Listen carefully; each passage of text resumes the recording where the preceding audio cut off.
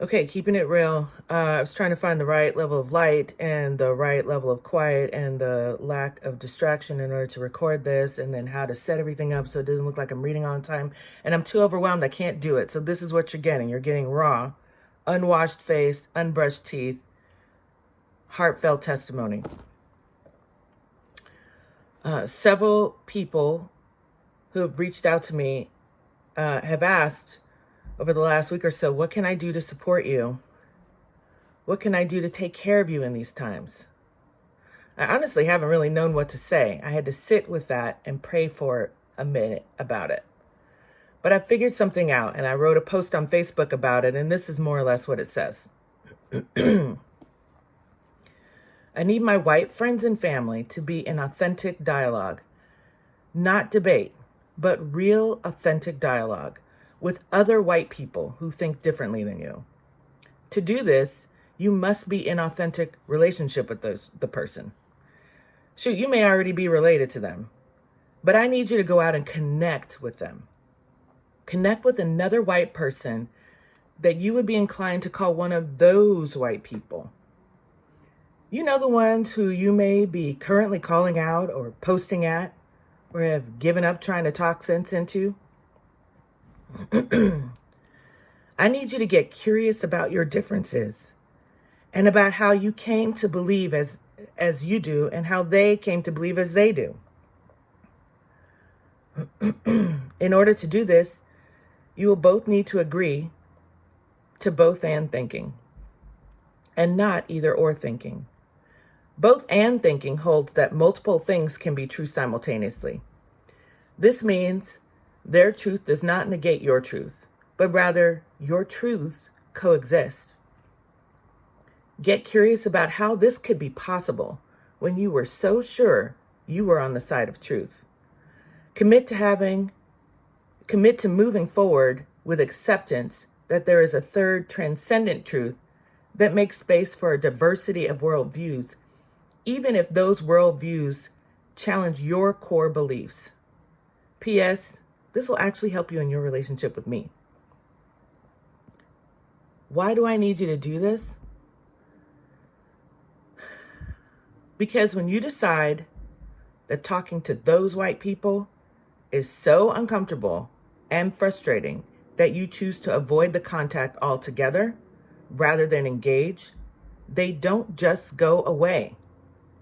They don't just recede into obsolescence simply because you have chosen not to regard them. Oh no, they go on about their business. They go on running things. You know who does have to deal with them? Black and brown people like me. When you withdraw from engaging other white people simply because you don't like the way they think, that is an abuse of your privilege.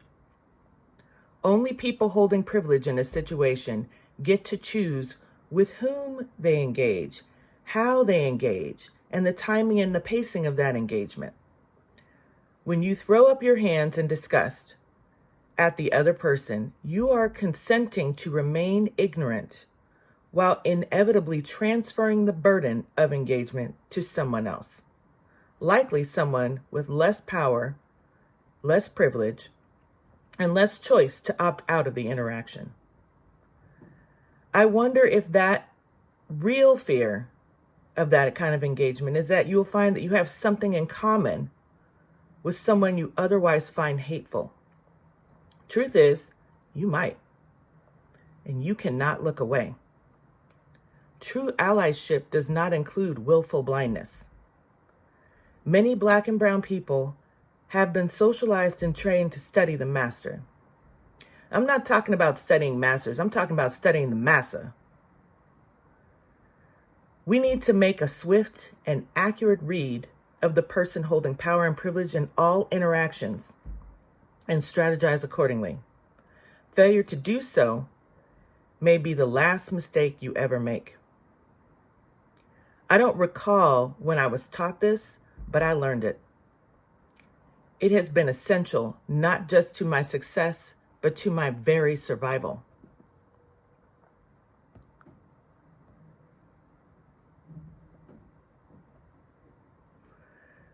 I must walk the the razor's edge of developing meaningful relationships with white people without making them too uncomfortable, because when what I say conflicts with a closely held core belief, the consequences for me are not just people hair flipping and stomping off.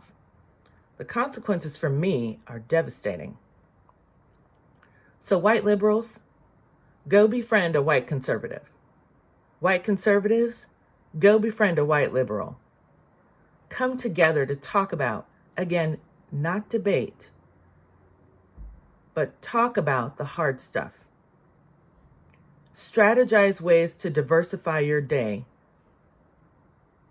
Strategize ways to diversify your day-to-day experiences and expand your worldviews. The purpose is not to change another person's mind. The purpose is not even to have a good response. The purpose is to listen, to understand. I don't believe changing someone's mind is God's will.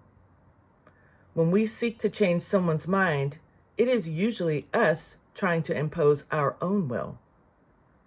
But that work is between a person and their God, and you are not it. Yes, this kind of engagement will be hard. You will become frustrated. You may even succumb to the allure of separating people from their humanity through self-righteous name-calling, which under most circumstances, most of my friends and family would consider that a behavior they would not be proud of. It will require you to expand your heart in new directions, and you may get sore from the exertion, because quite frankly, these aren't muscles we use very often. But I need you to sit with that discomfort.